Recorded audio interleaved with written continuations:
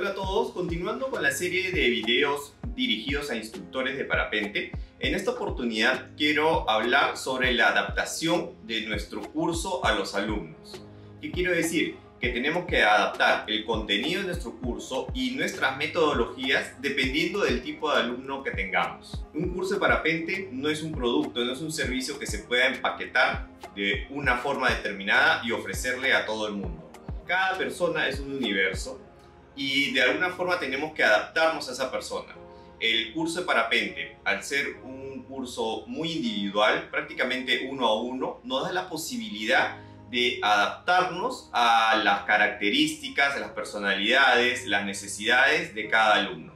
Parece una tarea titánica, imposible, pero si podemos hacer como categorías, podemos simplificar esta labor. Voy a dividir este tema en tres partes.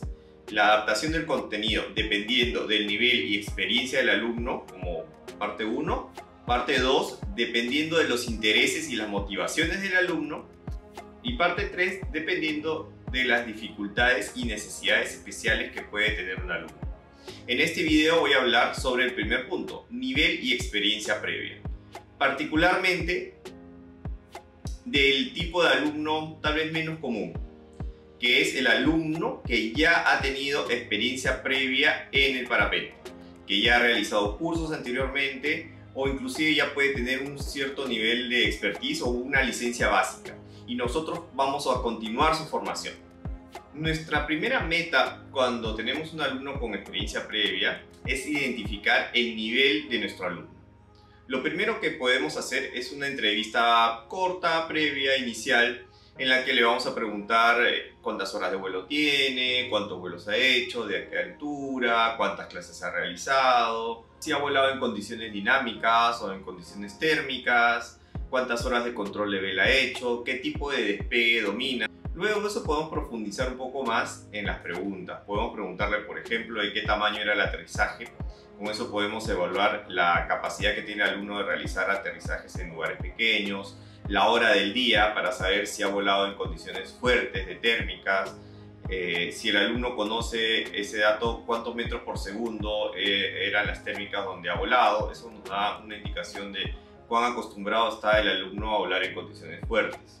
También vamos a preguntarle qué técnicas ha practicado previamente, por ejemplo, si ha hecho orejas, si ha controlado el cabeceo, si ha usado las últimas bandas en caso se rompa un freno, si ha hecho aterrizajes de precisión en un bull, cosas por el estilo. Mientras mejor mapeado tengamos las técnicas que ha hecho el alumno, va a ser más sencillo poder repasarlas o enseñárselas nuevamente. Después de esta entrevista, vamos a pasar a la parte documentaria. Si el alumno ha hecho un curso o lo ha terminado, va a tener tal vez una licencia de vuelo, va a tener un certificado de la escuela donde ha hecho el curso y una bitácora de vuelo. Siempre es bueno revisar esos documentos, no tanto porque se desconfíe del alumno, sino porque es una forma de validar lo que él ha hecho.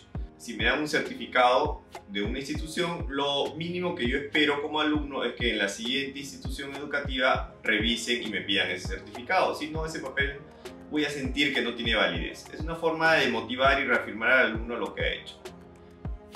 Y nunca está de más un chequeo formal, ¿no?, de la parte documentaria. Nunca está de más. Como última parte de esta evaluación de las habilidades de nuestro nuevo alumno es hacer una prueba práctica. Esta no tiene que ser estresante para el alumno, es solamente invitarlo a volar o cobrarle una clase inicial en la que vamos a evaluar sus capacidades básicas. Es importante que el alumno no se sienta como que está 100% evaluado, es una clase más, es un vuelo más, para que él pueda desempeñarse de forma relajada y naturalmente. Si le decimos a un alumno, te voy a cobrar una clase en la que te voy a evaluar y en base a eso yo te voy a asignar un curso, tal vez no sea muy agradable para él. Muy distinto es decirle, acompáñanos a la siguiente clase, haz tu vuelo y te vamos a ayudar en pulir algunas cosas que te falten. Como dije, es una clase que tiene que ser como cualquier otra. Vamos a ir de menos a más. Al alumno vamos a dejar que se equipe solo. Si tiene algún problema o alguna confusión, se lo corregimos después que despegue solo. Los primeros vuelos de preferencia tienen que ser de baja altura, que haga las maniobras básicas de virajes y aterrizajes, Y luego de eso, en los siguientes vuelos, si es que la posibilidad, le podemos pedir que realice alguna técnica que él ya haya aprendido en una escuela anterior. Por ejemplo, orejas con virajes o uso de acelerador, lo que el alumno haya aprendido anteriormente. Si es un alumno muy básico que no ha realizado técnicas, podemos aprovechar y enseñarle algunas que son de mucha utilidad. Ya con toda esa información, con la entrevista, con los documentos y con una o dos clases de evaluación o de prueba, podremos tener una muy buena idea del nivel del alumno y entonces le podremos recomendar cuál va a ser su progresión. Si el curso intermedio, si completar el curso básico, si empezar de cero, si es que realmente no tiene muchos conocimientos. Y eso va a ayudar mucho a que el alumno sienta más confianza, más motivación y pueda continuar un curso de forma segura. Segundo punto, tenemos que adaptar nuestra enseñanza al tipo de vuelo a la que el alumno está acostumbrado. ¿A qué me refiero? Básicamente hay dos tipos de vuelo, dinámico y térmico. Si el alumno ha recibido una formación netamente en vuelo dinámico, poco va a saber sobre térmicas y viceversa. Tenemos que adaptar nuestra enseñanza a los conocimientos que él ya previamente tiene y si nosotros contamos con condiciones distintas, enseñarle este nuevo tipo de vuelo. Por ejemplo, en Lima, acá en Perú, tenemos condiciones mayormente dinámicas. Y me llegan muchos alumnos que han hecho cursos en Brasil o en Colombia, donde las condiciones son térmicas. Y ellos tienen las ganas, el interés de aprender condiciones dinámicas. Entonces, sabiendo los conocimientos que estas personas tienen en vuelo térmico, puedo adaptar mi curso para enseñarles las condiciones dinámicas. Pero yo ya sé cuáles son las habilidades de vuelo de esos alumnos en condiciones térmicas. En base a eso lo adapto para que aprendan condiciones dinámicas. También puede darse el caso de que venga un alumno que ha recibido curso en condiciones dinámicas y solamente quiera seguir volando y repitiendo las técnicas que ha aprendido. En ese caso no hay ningún problema, ya sabiendo que esta persona sabe cómo laderear, cómo hacer un top landing, cómo manejarse con viento fuerte, va a ser muy sencillo para mí solamente explicarle cómo se vuela en las condiciones características de la zona, pero las técnicas ya las conoce. ¿Cuáles son estas habilidades dependiendo de cada tipo de vuelo? En el vuelo térmico tenemos que preguntarle si el alumno sabe reconocer una térmica, cuando entra, cuando pierde la térmica, cuando desciende, si sabe enroscar una térmica, que es hacer giros de 360 grados dentro de ella, si se orienta en 3 dimensiones, no solamente derecha, izquierda, sino cuando sube, cuando baja, y que puede volar realmente en cualquier dirección a la que él quiere, sin importar si va con viento de cola o viento enfrentado. Si sabe hacer vuelos de distancia, transiciones, si sabe usar el acelerador para ir de una térmica a otra o de una montaña a otra. En cuanto a las habilidades del vuelo dinámico, tenemos que saber si el alumno sabe usar correctamente el acelerador, si sabe hacer un top landing, aterrizar en el mismo sitio del despegue, y si sabe obviamente laderear, que significa volar paralelo a la ladera o a la montaña para utilizar esta corriente de viento ascendente. Si sabe hacer giros cerrados de 180 grados para poder aprovechar mejor esta corriente y laderear pegado a la ladera, ¿no? Y si vuela pegado, cuán pegado está acostumbrado a volar. Una vez que conocemos estas habilidades específicas de nuestros alumnos, vamos a poder continuar su enseñanza de una forma más eficiente. Ahora, también es importante explicarle al alumno que no confunda los tipos de vuelo. A mí me ha pasado que alumnos que tienen experiencia en vuelo térmico vienen a volar acá a la costa en vuelo dinámico y quieren hacer giros de 360 grados cuando sienten una ascendencia. Si tú haces un giro de 360 grados en una ascendencia dinámica, no te va a servir de nada, no se puede enroscar. Y aún peor, puedes hacer un giro que te haga entrar en un rotor, porque en una térmica esta te va a ayudar a enroscar, te va a ayudar a girar, pero en viento dinámico, si haces un giro con viento de cola, este giro se extiende, derivas el giro y terminas volando o muy cerca a los edificios en caso de Miraflores, o puedes terminar dentro de un rotor de la ladera. Hay que explicarle muy bien las diferencias entre tipo de vuelos. Lo opuesto también pasa. Hay alumnos que se acostumbran a volar muy pegadito a la ladera, a pocos metros de la ladera, para aprovechar el viento dinámico, que sabemos que es muy estable y que rara vez va a causar un colapso.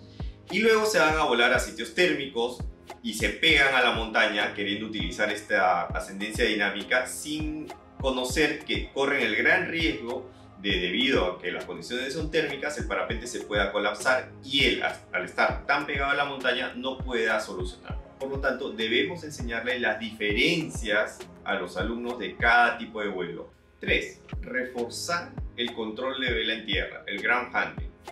Como instructor, yo prefiero un alumno que vuela muy mal, pero que tiene un muy buen control de vela, al opuesto, que un alumno que vuele muy bien, fenomenal, pero que no tenga buena base de control de vela en tierra.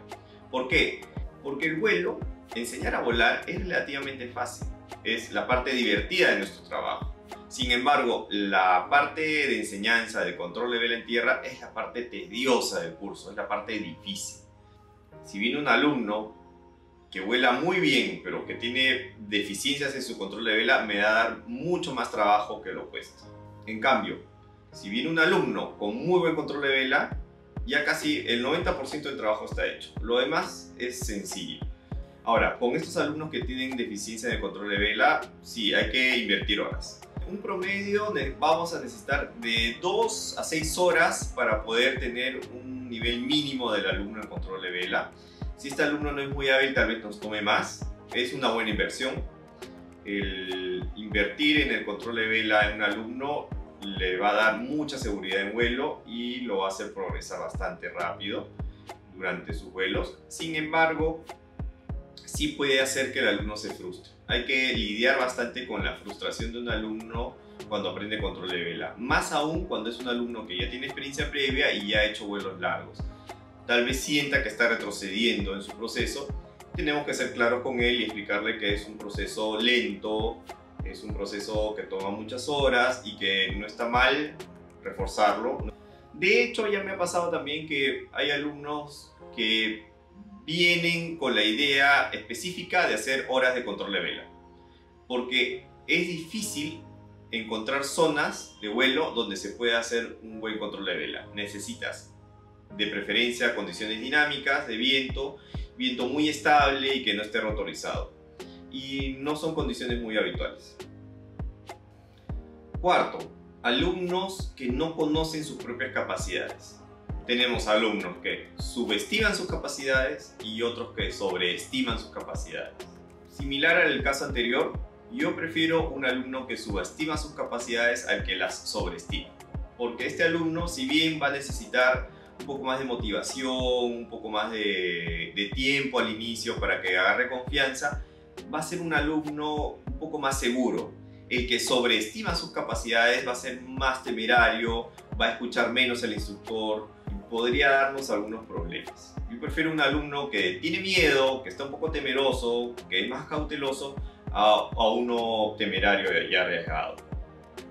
Ahora, ¿qué estrategia seguir con cada uno? Con el que subestima las habilidades, hay mucha motivación, hay que hablarle mucho, hay que demostrarle lo que sabe. Cuando realice una técnica o una maniobra, hay que decirle en el debriefing que lo hizo muy bien, cuáles son sus fortalezas. Poco a poco vamos a formar confianza en ese alumno. Por otro lado, al que sobreestima sus habilidades, no es cuestión de intentar bajarle la autoestima, sino por el contrario, tenemos que intentar llegar a él de otra manera. Tenemos que hacerle notar algunas cosas o las cosas que necesita mejorar o que necesita bajar las revoluciones en algunos casos.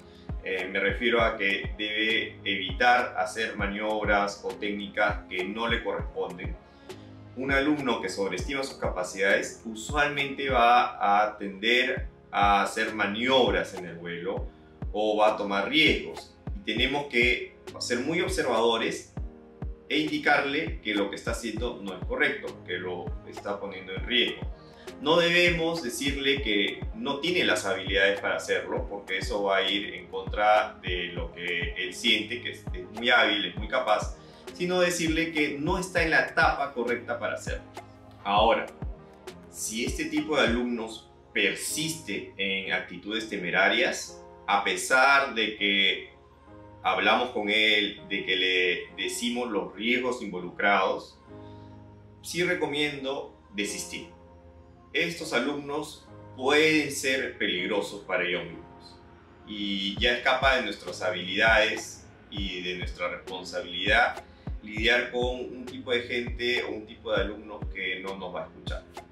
Si tenemos un alumno que haya recibido una instrucción previa y sentimos que es muy temerario para las habilidades y la experiencia que tiene, es mejor dejar de darle el curso. Por último, alumnos que tienen errores crónicos, errores que no han sido corregidos previamente. Como dice el dicho, árbol que crece torcido ya no se endereza. Hay errores que se hacen hábitos en los alumnos y si estos no han sido corregidos en una etapa inicial de su aprendizaje, va a ser mucho más difícil corregirlos en el futuro. No es imposible, pero sí requiere bastante trabajo. Hay errores inofensivos, como el error más común de los alumnos es despegan y se agarran o se apoyan de las bandas. Hay otros errores que pueden ser peligrosos. Me ha pasado que he tenido alumnos a los que se les ha enseñado a aterrizar sentados cuando sienten que tienen mucha velocidad y eso se hace un hábito casi incurable. Aterrizar sentado nunca es bueno porque podemos dañar nuestra espalda, nuestra cadera. Entonces siempre hay que aterrizar parados y corriendo. Pero un alumno que ya ha sido entrenado en levantar las piernas y aterrizar sentado, es bien difícil que después se acostumbre a afrontar esa velocidad e intentar correr. Mi consejo es concentrarnos en los errores más peligrosos, los más graves. Al principio no lo van a corregir, va a demorar varias veces, tenemos que repetírselo varias veces, como es prácticamente un hábito, pero sí se llega a conseguir eventualmente. Una vez subsanados los errores más grandes, podemos empezar a pulir los errores pequeños que no son de tanta importancia, que no involucran la seguridad. Bueno, hasta acá sobre la experiencia previa de los alumnos. He tocado el tema de los alumnos que han recibido instrucción previa de parapente. Existen también otras dimensiones, otras variables que tenemos que tomar en cuenta. Están los alumnos que han recibido instrucción previa en deportes de aventura similares o afines al parapente. Están también los alumnos que, si bien no son deportistas de aventura aéreos, por decirlo de una manera, sí tienen ciertos conocimientos en otro tipo de actividades al aire libre. Escalada, trekking, snowboard. Ese tipo de habilidades de alguna forma nos va a servir como base. Y por último tenemos los alumnos a los que yo llamo los oficinistas, que no salen de su casa habitualmente, que son los que de su trabajo se van a su casa a ver Netflix y tienen muy poca experiencia en actividades físicas y al aire libre. De esos tres grupos voy a hablar en el siguiente video. Muchas gracias por ver este video, espero que les haya gustado, que les sea útil. Si fue así, no olviden poner me gusta, suscribirse a mi canal y por último, déjenme en los comentarios qué les está pareciendo esta serie de videos o qué temas les gustaría escuchar sobre la instrucción del parapente. Nos vemos en el siguiente video.